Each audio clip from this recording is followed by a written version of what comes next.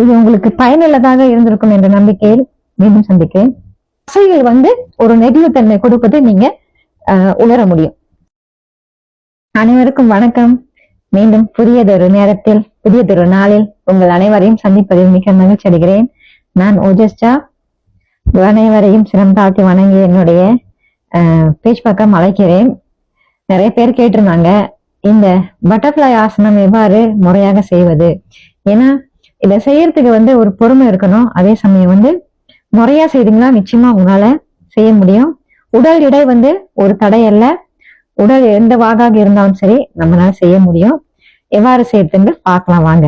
இப்போ நீங்க கீழே அமர்ந்து கால்களை இப்ப நீட்டி வைத்துக் கொள்ளுங்கள். பிராணாயாமம் செய்ய மறந்துடாதீங்க. கண்டிப்பா பிராணாயாமம் செய்யுங்க.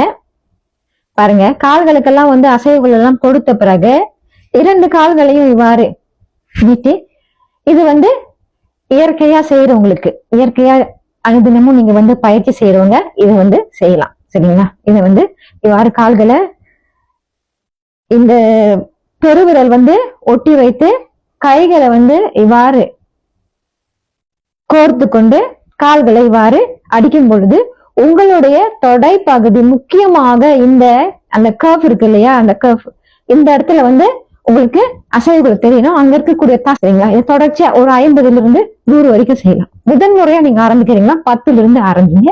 அப்புறம் தொடர்ச்சியா நீங்க செய்துக்கிட்டு இருங்க. இவ்வாறு என்னால செய்ய முடியல, காலை எனக்கு மடிக்க முடியல அப்படின்றவங்க என்ன செய்யுங்க, ஒரு பிளாக் எடுத்துக்கங்க. இல்லைன்னா துணி கொஞ்சம் தடுப்பா துண்டு அது மேல அமர்ந்துக்கீங்க. ஏதாவது படுக்கையில அமர்ந்து கொள்ளுங்க. படுக்க மேல தலகாணி மேல வைத்து அமர்ந்து கொள்ளுங்க. முடிந்த அளவுக்கு முதுகு தண்டை நேரா வைத்துக் கொள்ளுங்க. பாருங்க, பிளாக்கை வைத்து இவ்வாறு அமர்ந்து கொண்டு கால்களை பாருங்க. இப்படி இங்க செய்யும் பொழுது உங்களுக்கு ரொம்ப பாத்தீங்களா, உங்க உடல் உங்களுடைய அதாவது உங்களுடைய குண்டி மேல வந்துரும்.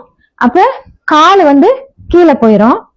உங்களுக்கு இவ்வாறு அமர்ந்து செய்யறதுக்கு ரொம்ப இலகுவா இருக்கும். பாருங்க, இவ்வாறு கால்கள் பாத்தீங்களா, முதல்ல தரையில அமர்ந்த போது இப்படி இருந்தது இல்லவா? இப்ப பாருங்க, இப்போ நீங்க செய்யும் பொழுது உங்களுடைய இந்த பகுதியில் இருக்கக்கூடிய தசைகள், அந்த தசைகள் எல்லாம் நெகிழ்வுத்தன்மை கொடுத்து உங்களுக்கு எந்த ஒரு ஆசனம் போடுவதற்கோ, பத்ம ஆசனம் போடுவதற்கும் சரி, இலகுவாக எந்த ஆசனம் போடுவதற்கும் உங்களுக்கு சுலபமாக இருக்கும். முயன்று பாருங்க. இந்த வீடியோ உங்களுக்கு பிடிச்சிருந்தா லைக் போட்டு ஷேர் பண்ணிடுங்க. அந்த தினமும் இந்த பயிற்சி நீங்க டிவியை பார்த்துக்கிட்டே கூட செய்யலாம். டிவியை பார்த்துக்கிட்டே சும்மா உட்காந்துருக்கும் போது செய்யலாம். நாற்காலியில் அமர்ந்து கொண்டு